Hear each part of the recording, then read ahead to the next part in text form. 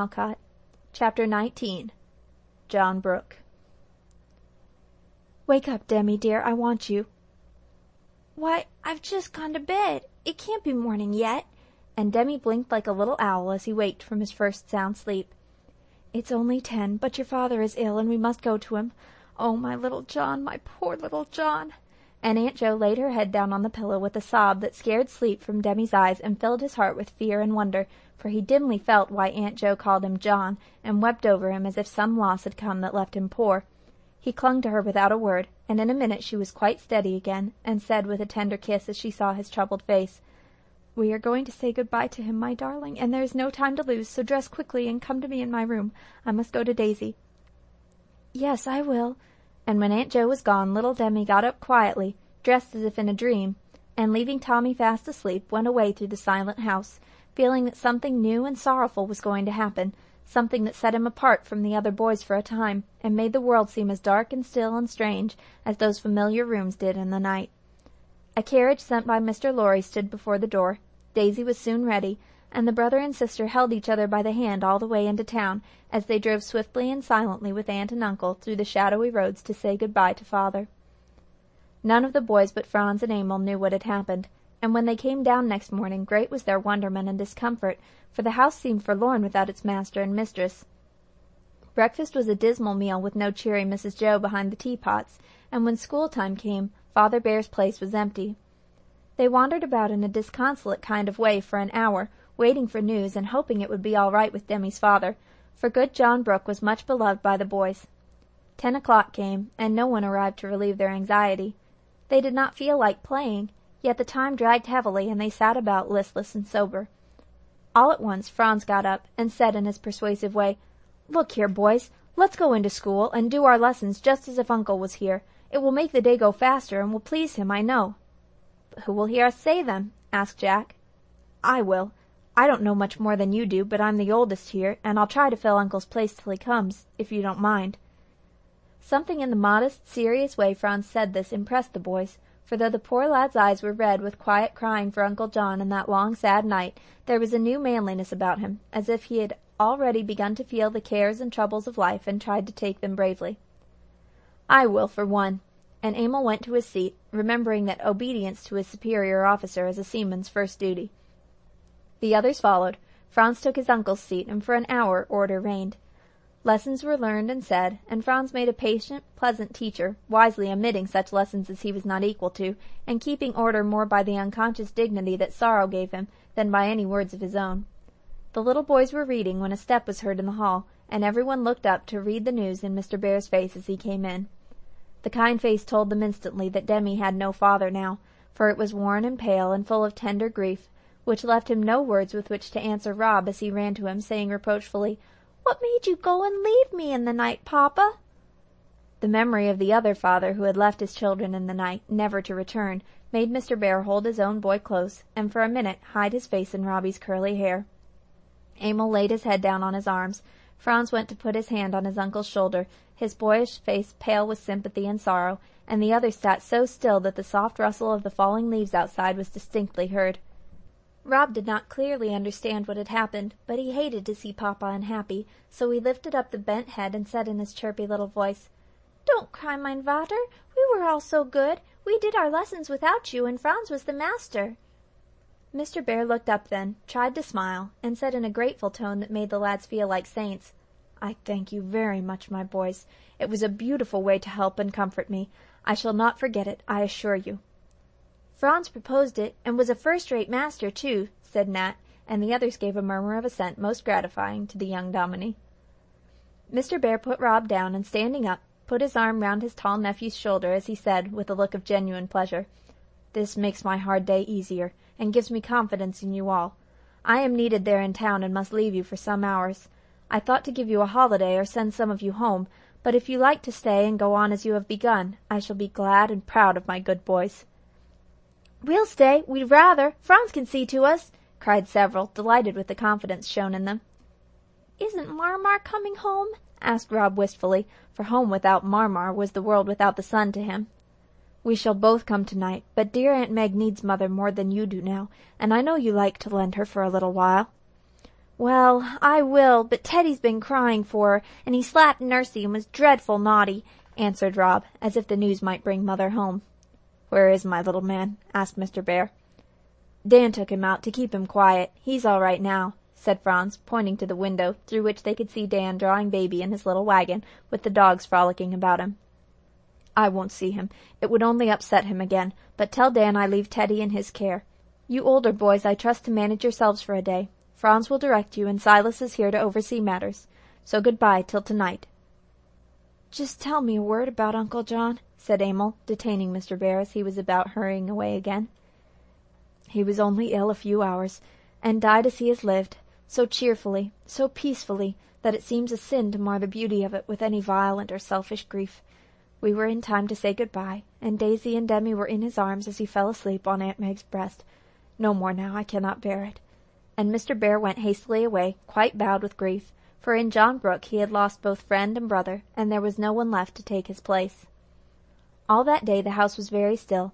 The small boys played quietly in the nursery. The others, feeling as if Sunday had come in the middle of the week, spent it in walking, sitting in the willow or among their pets, all talking much of Uncle John, and feeling that something gentle, just, and strong had gone out of their little world, leaving a sense of loss that deepened every hour. At dusk, Mr. and Mrs. Bear came home alone, for Demi and Daisy were their mother's best comfort now and could not leave her. Poor Mrs. Joe seemed quite spent, and evidently needed the same sort of comfort, for her first words as she came up the stairs were, "Where is my baby?" "Here I is," answered a little voice as Dan put Teddy into her arms, adding as she hugged him close, "My Danny took care of me all day, and I was good." Mrs. Joe turned to thank the faithful nurse, but Dan was waving off the boys, who had gathered in the hall to meet her, and was saying in a low voice, "Keep back, she don't want to be bothered with us now." "No, don't keep back, I want you all. Come in and see me, my boys, I've neglected you all day." And Mrs. Joe held out her hands to them as they gathered round, and escorted her into her own room, saying little, but expressing much by affectionate looks and clumsy little efforts to show their sorrow and sympathy. "I am so tired I will lie here and cuddle Teddy, and you shall bring me in some tea," she said, trying to speak cheerfully for their sakes. A general stampede into the dining-room followed, and the supper-table would have been ravaged if Mr. Bear had not interfered. It was agreed that one squad should carry in the mother's tea and another bring it out.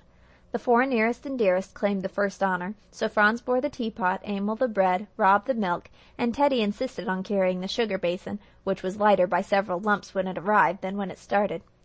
Some women might have found it annoying at such a time to have boys creaking in and out, upsetting cups and rattling spoons in violent efforts to be quiet and helpful, but it suited Mrs. Joe, because just then her heart was very tender, and remembering that many of her boys were fatherless or motherless, she yearned over them, and found comfort in their blundering affection.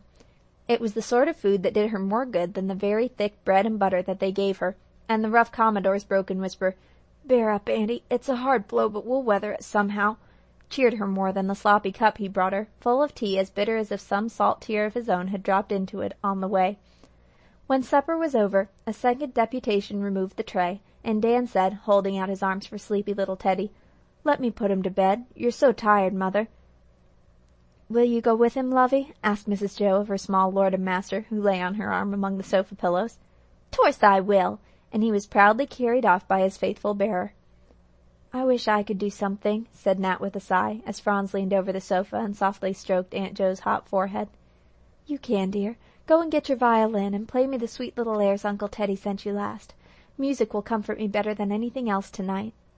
Nat flew for his fiddle, and sitting just outside her door, played as he had never done before, for now his heart was in it, and seemed to magnetize his fingers. The other lads sat quietly upon the steps, keeping watch that no newcomer should disturb the house. Franz lingered at his post, and so, soothed, served, and guarded by her boys, poor Mrs. Joe slept at last, and forgot her sorrow for an hour. 2 quiet days, and on the third Mr. Bear came in just after school with a note in his hand, looking both moved and pleased. "I want to read you something, boys," he said, and as they stood round him he read this. "Dear Brother Fritz, I hear that you do not mean to bring your flock today, thinking that I may not like it. Please do. The sight of his friends will help Demi through the hard hour, and I want the boys to hear what Father says of my John. It will do them good, I know. If they would sing one of the sweet old hymns you have taught them so well, I should like it better than any other music, and feel that it was beautifully suited to the occasion. Please ask them with my love. Meg." Will you go?" And Mr. Bear looked at the lads, who were greatly touched by Mrs. Brooks's kind words and wishes. "Yes," they answered like one boy, and an hour later they went away with Franz to bear their part in John Brooks's simple funeral. The little house looked as quiet, sunny, and homelike as when Meg entered it as a bride 10 years ago, only then it was early summer, and rose blossomed everywhere. Now it was early autumn, and dead leaves rustled softly down, leaving the branches bare. The bride was a widow now, but the same beautiful serenity shone in her face, and the sweet resignation of a truly pious soul made her presence a consolation to those who came to comfort her. "Oh, Meg, how can you bear it so?" whispered Jo, as she met them at the door with a smile of welcome, and no change in her gentle manner except more gentleness. "Dear Jo, the love that has blessed me for 10 happy years supports me still. It could not die, and John is more my own than ever," whispered Meg, and in her eyes the tender trust was so beautiful and bright that Jo believed her, and thanked God for the immortality of love like hers. They were all there, father and mother, Uncle Teddy and Aunt Amy, old Mr. Lawrence, white-haired and feeble now, Mr. and Mrs. Bear with their flock, and many friends come to do honor to the dead. One would have said that modest John Brooke in his busy, quiet, humble life had had little time to make friends, but now they seemed to start up everywhere, old and young, rich and poor, high and low, for all unconsciously his influence had made itself widely felt, his virtues were remembered, and his hidden charities rose up to bless him. The group about his coffin was a far more eloquent eulogy than any Mr. March could utter. There were the rich men whom he had served faithfully for years, the poor old women whom he cherished with his little store in memory of his mother, the wife to whom he had given such happiness that death could not mar it utterly, the brothers and sisters in whose hearts he had made a place forever, the little son and daughter who already felt the loss of his strong arm and tender voice, the young children sobbing for their kindest playmate, and the tall lads watching with softened faces a scene which they never could forget. A very simple service, and very short, for the fatherly voice that had faltered in the marriage sacrament now failed entirely, as Mr. March endeavored to pay his tribute of reverence and love to the son whom he most honored. Nothing but the soft coo of baby Josie's voice upstairs broke the long hush that followed the last amen, till, at a sign from Mr. Bear, the well-trained boyish voices broke out in a hymn, so full of lofty cheer that one by one all joined in it, singing with full hearts and finding their troubled spirits lifted into peace on the wings of that brave, sweet psalm. As Meg listened, she felt that she had done well, for not only did the moment comfort her with the assurance that John's last lullaby was sung by the young voices he loved so well, but in the faces of the boys she saw that they had caught a glimpse of the beauty of virtue in its most impressive form, and that the memory of the good man lying dead before them would live long and helpfully in their remembrance. Daisy's head lay in her lap, and Demi held her hand, looking often at her, with eyes so like his father's, and a little gesture that seemed to say, "Don't be troubled, mother, I am here." And all about her were friends to lean upon and love, so patient, pious Meg put by her heavy grief, feeling that her best help would be to live for others as her John had done.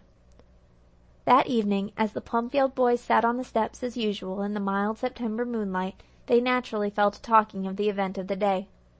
Emil began by breaking out in his impetuous way. "Uncle Fritz is the wisest, and Uncle Laurie the jolliest, but Uncle John was the best, and I'd rather be like him than any man I ever saw." "So would I. Did you hear what those gentlemen said to Grandpa today? I would like to have that said of me when I was dead." And Franz felt with regret that he had not appreciated Uncle John enough. "What did they say?" asked Jack, who had been much impressed by the scenes of the day. "Why, one of the partners of Mr. Lawrence, where Uncle John has been ever so long, was saying that he was conscientious almost to a fault as a business man, and above reproach in all things.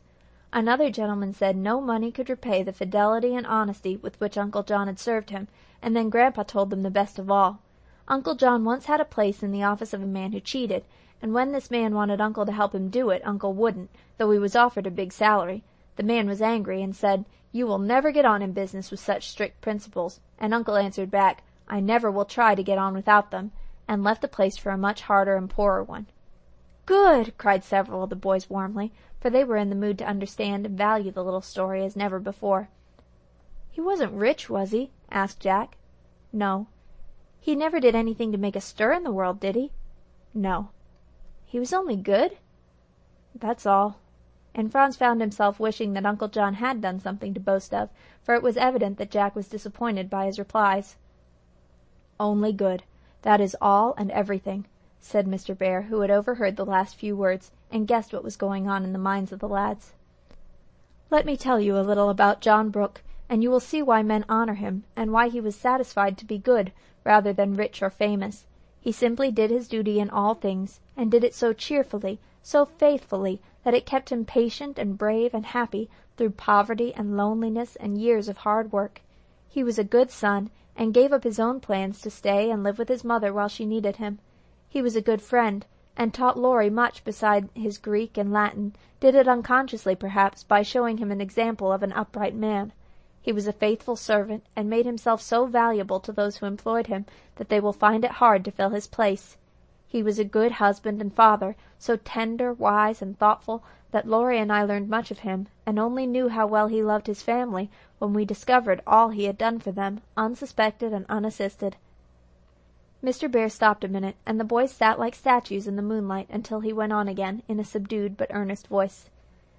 "As he lay dying, I said to him, 'Have no care for Meg and the little ones. I will see that they never want.'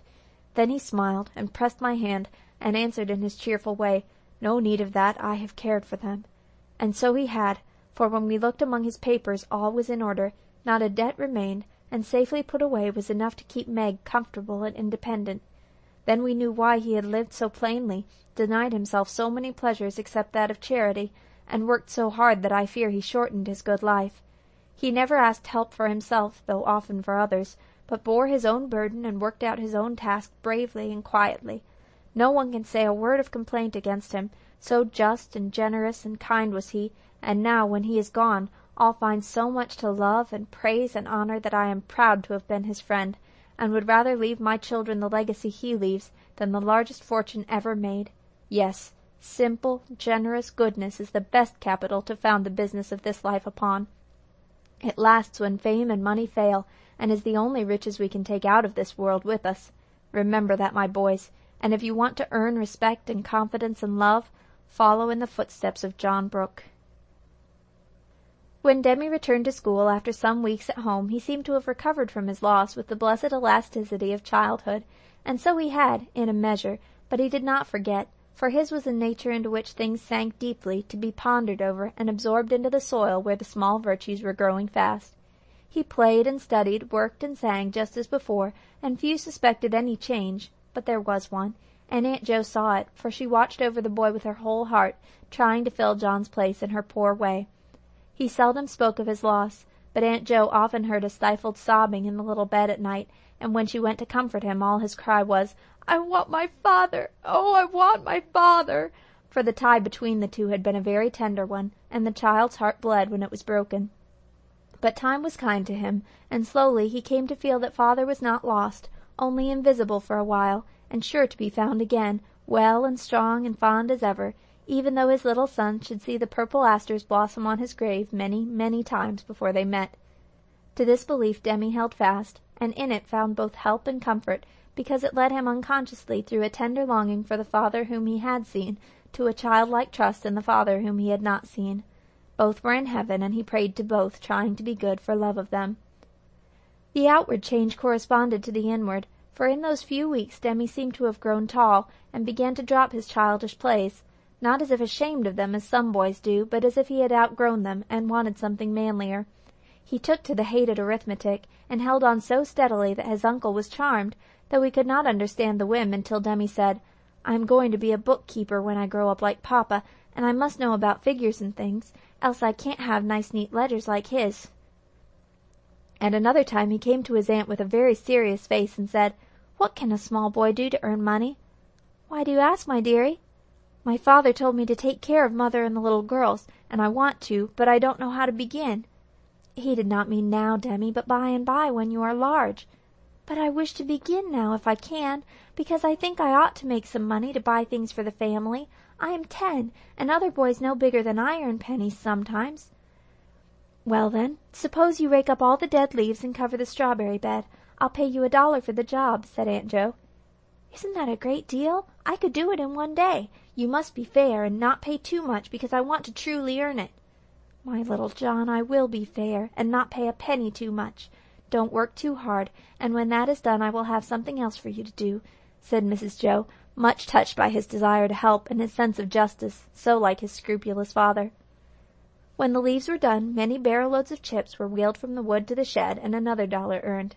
Then Demi helped cover the school books, working in the evenings under Franz's direction, tugging patiently away at each book, letting no one help, and receiving his wages with such satisfaction that the dingy bills became quite glorified in his sight. "Now I have $1 for each of them, and I should like to take my money to Mother all myself, so she can see that I have minded my father." So Demi made a duteous pilgrimage to his mother, who received his little earnings as a treasure of great worth, and would have kept it untouched if Demi had not begged her to buy some useful thing for herself and the women children whom he felt were left to his care. This made him very happy, and though he often forgot his responsibilities for a time, the desire to help was still there, strengthening with his years. He always uttered the words, "my father," with an air of gentle pride, and often said, as if he claimed a title full of honor, "Don't call me Demi any more. I'm John Brooke now." So, strengthened by purpose and hope, the little lad of 10 bravely began the world, and entered into his inheritance, the memory of a wise and tender father, the legacy of an honest name. End of chapter 19.